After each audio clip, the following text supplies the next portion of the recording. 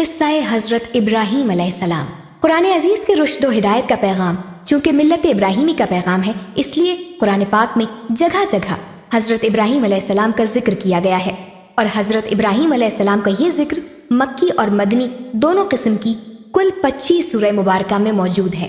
حضرت ابراہیم علیہ السلام کے واقعے کے ساتھ دوسرے چند انبیاء علیہم السلام کے واقعات بھی وابستہ ہیں۔ مثلا حضرت لوط علیہ السلام کا واقعہ اس لیے کہ یہ ابراہیم علیہ السلام کے بھتیجے بھی ہیں اور ان کے پیرو بھی۔ اس طرح ان کے صاحبزادوں حضرت اسماعیل علیہ السلام اور حضرت اسحاق علیہ السلام کے واقعات اس لیے کہ اسماعیل علیہ السلام کی ولادت کے وقت حضرت ابراہیم علیہ السلام کی عمر 87 سال تھی، اور حضرت اسحاق علیہ السلام کی ولادت کے وقت ان کی عمر پورے 100 سال تھی، اور حضرت ابراہیم کی کل عمر 175 سال ہوئی۔ لیکن ان تینوں پیغمبروں کے تفصیلی واقعات مستقل عنوان میں درج کیے جائیں گے۔ قرآن پاک میں سورہ انبیاء کی آیت نمبر 51 سے 56 کے درمیان حضرت ابراہیم علیہ السلام کی حقیقت بین اور بصیرت افروز رشد و ہدایت کا ذکر ہوتا ہے۔ اللہ پاک فرماتا ہے، اور بلا شبہ ہم نے ابراہیم کو اول ہی سے رشد و ہدایت عطا کی تھی، اور ہم اس کے معاملے کے جاننے والے تھے جب اس نے اپنے باپ اور اپنی قوم سے کہا، یہ مجسمے کیا ہیں جن کو تم لیے بیٹھے ہو؟ کہنے لگے، ہم نے اپنے باپ دادا کو انہی کی پوجا کرتے پایا ہے۔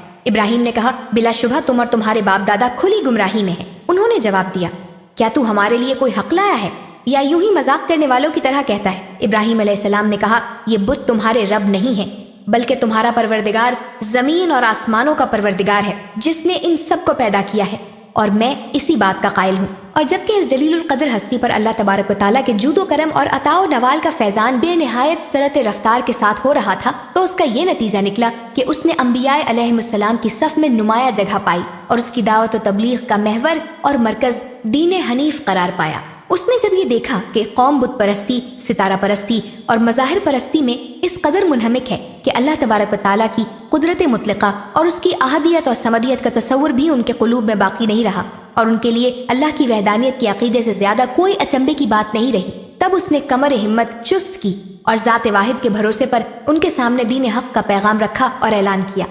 اے قوم، یہ کیا ہے جو میں دیکھ رہا ہوں کہ تم اپنے ہاتھ سے بنائے ہوئے بتوں کی پرستش میں مشغول ہو؟ کیا تم اس قدر خواب غفلت میں ہو کہ جس بے جان لکڑی کو اپنے آلات سے گھڑ کر مجسمے تیار کرتے ہو، اور اگر وہ مرضی کے مطابق نہ بنے تو ان کو توڑ کر دوسرے بنا لیتے ہو، بنا لینے کے بعد پھر انہی کو پوجنے اور نفع اور نقصان کا مالک سمجھنے لگتے ہو؟ تم اس خرافات سے باز آ جاؤ، اللہ کی توحید کے نغمے گاؤ، اور اسی ایک مالک حقیقی کے سامنے سر نیاز جھکاؤ جو میرا، تمہارا اور کل کائنات کا خالق اور مالک ہے۔ مگر قوم نے اس کی آواز پر مطلق کان نہ دھرا، اور چونکہ گوش حق نوش اور نگاہ حق بھی سے محروم تھی، اس لیے اس نے جلیل القدر پیغمبر کی دعوت حق کا مذاق اڑایا اور زیادہ سے زیادہ تمرد و سرکشی کا مظاہرہ کیا۔ حضرت ابراہیم علیہ السلام دیکھ رہے تھے کہ شرک کا سب سے بڑا مرکز خود ان کے اپنے گھر میں قائم ہے، اور آزر کی بت سازی اور بت پرستی پوری قوم کے لیے مرجع و محور بنی ہوئی ہے۔ اس لیے فطرت کا تقاضا ہے کہ دعوت حق اور پیغام صداقت کے ادائے فرض کی ابتدا گھر ہی سے ہونی چاہیے۔ اس لیے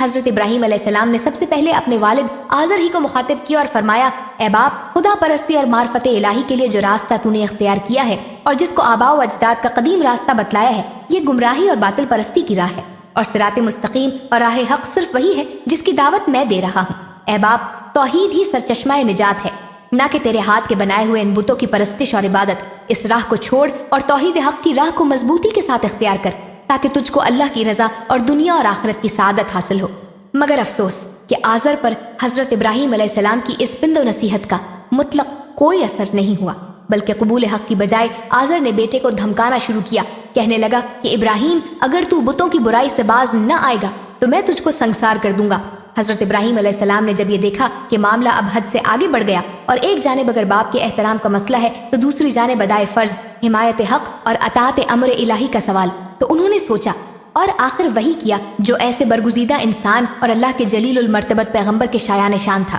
انہوں نے باپ کی سختی کا جواب سختی سے نہیں دیا، تحقیر اور تذلیل کا رویہ نہیں برتا، بلکہ نرمی، ملاطفت اور اخلاق کریمانہ کے ساتھ یہ جواب دیا، اے باپ، اگر میری بات کا یہی جواب ہے تو آج سے میرا دین اسلام ہے۔ میں اللہ کے سچے دین اور اس کے پیغام حق کو نہیں چھوڑ سکتا، اور کسی حال میں بتوں کی پرستش نہیں کر سکتا۔ میں آج سے تجھ سے جدا ہوتا ہوں، مگر غائبانہ تیرے لیے درگاہ الہی میں بخشش طلب کرتا رہوں گا، تاکہ تجھ کو ہدایت نصیب ہو اور تو اللہ کے عذاب سے نجات پائے۔ باپ اور بیٹے کے درمیان جب اتفاق کی کوئی صورت نہ بنی اور آزر نے کسی طرح ابراہیم علیہ السلام کی رشد و ہدایت کو قبول نہ کیا تو حضرت ابراہیم علیہ السلام نے آزر سے جدائی اختیار کر لی اور اپنی دعوت حق اور پیغام رسالت کو وسیع کر دیا، اور اب صرف آزر ہی مخاطب نہ رہا بلکہ پوری قوم کو مخاطب بنا لیا۔ مگر قوم اپنے باپ دادا کے دین کو کب چھوڑنے والی تھی؟ اس نے ابراہیم علیہ السلام کی ایک نہ سنی اور دعوت حق کے سامنے اپنے باطل معبودوں کی طرح گونگے، اندھے اور بہرے بن گئے۔ ان کے کان موجود تھے مگر حق کی آواز کے لیے بہرے تھے۔ پتلیاں آنکھوں کے حلقوں میں زندہ انسان کی آنکھوں کی طرح حرکت ضرور کرتی تھیں مگر حق کی بصارت سے محروم تھی۔ زبان گویا ضرور تھی لیکن کلمہ حق کے اعتبار سے گونگی تھی۔ سورہ اعراف کی آیت نمبر 179 میں اللہ تبارک و تعالیٰ نے ارشاد فرمایا، ان کے دل ہیں پر سمجھتے نہیں، ان کی آنکھیں ہیں پر دیکھتے نہیں، اور ان کے کان ہیں پر سنتے نہیں، یہ چوپاؤں کی طرح ہیں بلکہ ان سے بھی زیادہ بے راہ ہیں، یہی ہیں جو غفلت میں سرشار ہیں۔ اور جب ابراہیم علیہ السلام نے زیادہ زور دے کر پوچھا کہ یہ بتاؤ کہ جن کی تم پرستش کرتے ہو یہ تم کو کسی قسم کا بھی نفع یا نقصان پہنچاتے ہیں، تو کہنے لگے کہ ان باتوں کے جھگڑے میں ہم پڑنا نہیں چاہتے، ہم تو یہ جانتے ہیں کہ ہمارے باپ دادا یہی کرتے چلے آئے ہیں، لہٰذا ہم بھی وہی کر رہے ہیں۔ تب حضرت ابراہیم علیہ السلام نے ایک خاص انداز سے خدائے واحد کی ہستی کی جانب توجہ دلائی، فرمانے لگے، میں تو تمہارے ان سب بتوں کو اپنا دشمن جانتا ہوں، یعنی میں ان سے بے خوف و خطر ہو کر ان سے اعلان جنگ کرتا ہوں کہ اگر یہ میرا کچھ بگاڑ سکتے ہیں تو اپنی حسرت نکال لیں۔ البتہ میں صرف اس ہستی کو اپنا مالک سمجھتا ہوں جو تمام جہانوں کا پروردگار ہے،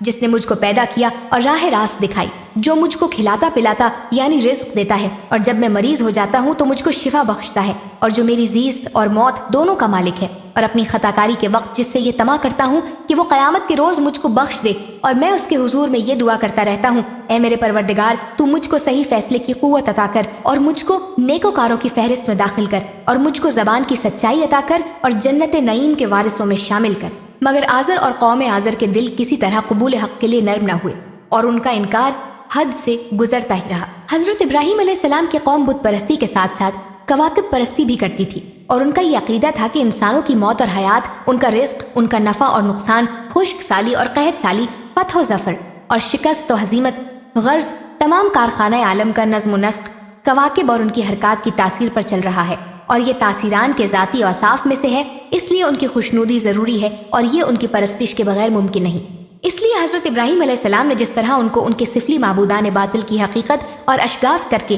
راہ حق کی طرف دعوت دی، اسی طرح ضروری سمجھا کہ ان کے علوی معبودان باطل کی بے ثباتی اور فنا کے منظر کو پیش کر کے اس حقیقت سے بھی آگاہ کر دیں کہ تمہارا یہ خیال قطعاً غلط ہے کہ ان چمکتے ہوئے ستاروں، چاند اور سورج کو خدائی طاقت حاصل ہے، ہرگز نہیں، یہ خیال خام اور باطل عقیدہ ہے۔ مگر یہ باطل پرست جبکہ اپنے خود ساختہ اصنام سے اس قدر خائف تھے کہ ان کو برا کہنے والے کے لیے ہر آن یہ تصور کرتے تھے کہ وہ ان کے غضب میں آ کر برباد و تباہ ہو جائے گا، تو ایسے اوہام پرستوں کے دلوں میں بلند ستاروں کی پرستش کے خلاف جذبہ پیدا کرنا کچھ آسان کام نہ تھا۔ اس لیے حضرت ابراہیم علیہ السلام نے ان کے دماغوں کے مناسب ایک عجیب اور دلچسپ پیرایہ بیان اختیار فرمایا۔ تاروں بھری رات تھی، ایک ستارہ خوب روشن تھا۔ حضرت ابراہیم علیہ السلام نے اس کو دیکھ کر فرمایا، میرا رب یہ ہے، اس لیے کہ اگر ستارے ربوبیت کر سکتے ہیں تو یہ ان سب میں ممتاز ہے اور روشن ہے۔ لیکن جب وہ اپنے وقت مقررہ پر نظر سے اوجھل ہو گیا اور اس کو یہ مجال نہ ہوئی کہ اپنے پرستاروں کے لیے ایک گھڑی اور رونمائی کرا سکتا اور نظام کائنات سے منحرف ہو کر اپنے پوجنے والوں کے لیے زیارت گاہ بنا رہتا، تب حضرت ابراہیم علیہ السلام نے فرمایا، میں چھپ جانے والے کو پسند نہیں کرتا، یعنی جس شے پر مجھ سے بھی زیادہ تغیرات کا اثر پڑتا ہو اور جو جلد جلد ان اثرات کو قبول کر لیتا ہو، وہ میرا معبود کیوں کر ہو سکتا ہے؟ پھر نگاہ اٹھائی تو دیکھا کہ چاند آب و تاب کے ساتھ سامنے موجود ہے۔ اس کو دیکھ کر فرمایا، یہ میرا رب ہے، اس لیے کہ یہ خوب روشن ہے اور اپنی خنک روشنی سے سارے عالم کو بقائے نور بنائے ہوئے ہے۔ بس اگر کواکب کو رب بنانا ہی ہے تو اسی کو کیوں نہ بنایا جائے، کیونکہ یہی اس کا زیادہ مستحق نظر آتا ہے۔ اب سحر کا وقت ہونے لگا تو قمر کے بھی ماند پڑ جانے اور روپوش ہو جانے کا وقت آ پہنچا، اور جس قدر طلوع آفتاب کا وقت قریب ہوتا گیا، چاند کا جسم دیکھنے والوں کی آنکھوں سے اوجھل ہونے لگا۔ تو یہ دیکھ کر ابراہیم علیہ السلام نے ایک ایسا جملہ فرمایا جس سے چاند کے رب ہونے کی نفی کے ساتھ ساتھ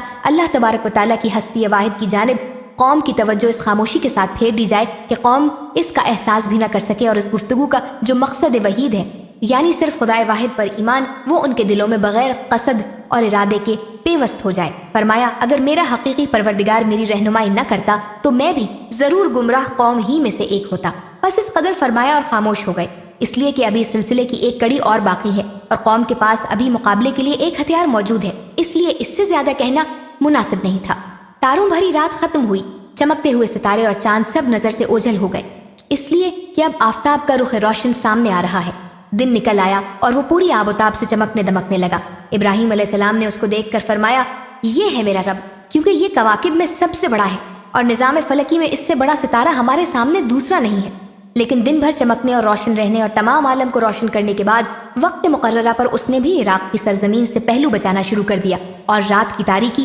آہستہ آہستہ سامنے آنے لگی اور آخر کار وہ نظروں سے غائب ہو گیا۔ تو اب وقت آ پہنچا کہ حضرت ابراہیم علیہ السلام اصل حقیقت کا اعلان کر دیں اور قوم کو لاجواب بنا دیں کہ ان کے عقیدے کے مطابق اگر ان کواکب کو ربوبیت اور معبودیت حاصل ہے تو اس کی کیا وجہ ہے کہ ہم سے بھی زیادہ ان میں تغیرات نمایاں ہیں اور یہ جلد جلد ان کے اثرات سے متاثر ہوتے ہیں، اور اگر معبود ہیں تو ان میں افول کیوں ہیں؟ جس طرح چمکتے نظر آتے تھے اسی طرح کیوں چمکتے نہ رہے؟ چھوٹے ستاروں کی روشنی کو ماہتاب نے کیوں ماند کر دیا اور ماہتاب کے رخ روشن کو آفتاب کے نور نے کس لیے بے نور بنا دیا؟ بس اے قوم، میں ان مشرکانہ عقائد سے بری ہوں اور شرک کی زندگی سے بیزار۔ بلا شبہ میں نے اپنا رخ صرف اسی ایک اللہ کی جانب کر لیا ہے جو آسمانوں اور زمین کا خالق ہے۔ میں حنیف ہوں اور مشرک نہیں ہوں۔ اب قوم سمجھی کہ یہ کیا ہوا۔ ابراہیم علیہ السلام نے ہمارے تمام ہتھیار بیکار اور ہمارے تمام دلائل پامال کر دیے۔ اب ہم ابراہیم علیہ السلام کے اس مضبوط اور محکم برہان کا کس طرح رد کریں اور اس کی روشن دلیل کا کیا جواب دیں؟ وہ اس کے لیے بالکل عاجز اور درماندہ تھے،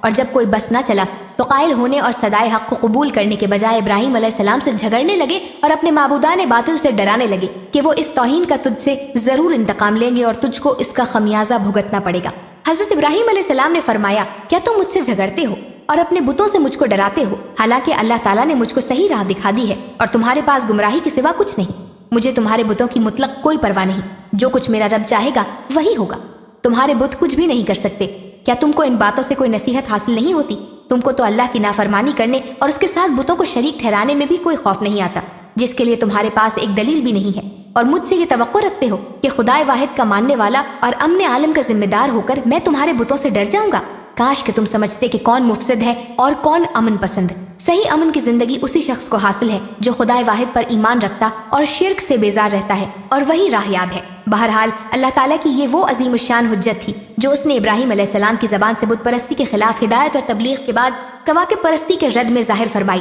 اور ان کی قوم کے مقابلے میں ان کو روشن دلائل کے ساتھ سربلندی عطا فرمائی۔